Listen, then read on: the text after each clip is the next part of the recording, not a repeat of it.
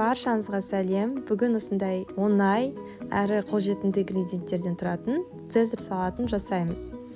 Ол үшін тауық етін қайнатып аламыз да тураймыз.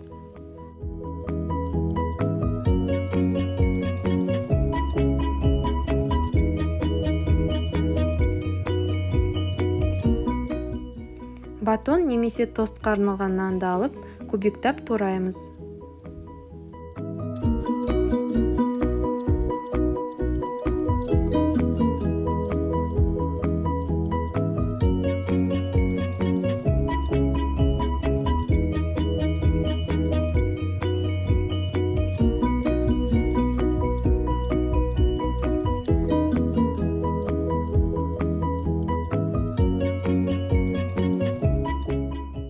Туралған нандарды енді қуырып аламыз. Мен мультипекардің ішінде дайындаймын. Сковородкаға де дайындауға болады. Бірінші кішкене май құйып қыздырып аламыз да, нанда чесноктың дәмі шығып тұру үшін чеснок салып қуырып алуға болады.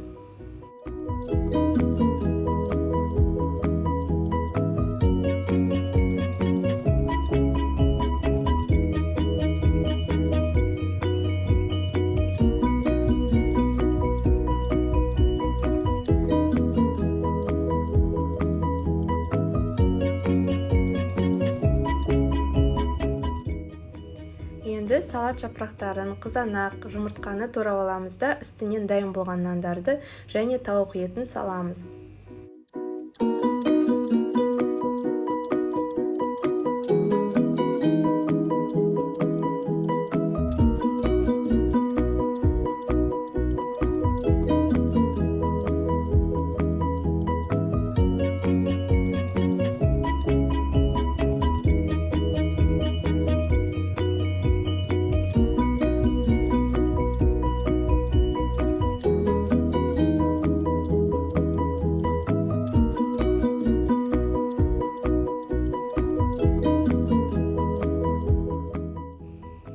Енді осының үстіне тұз, 2 ас қасық оливка майын және де кез келген цезарь соусын қосып араластырамыз.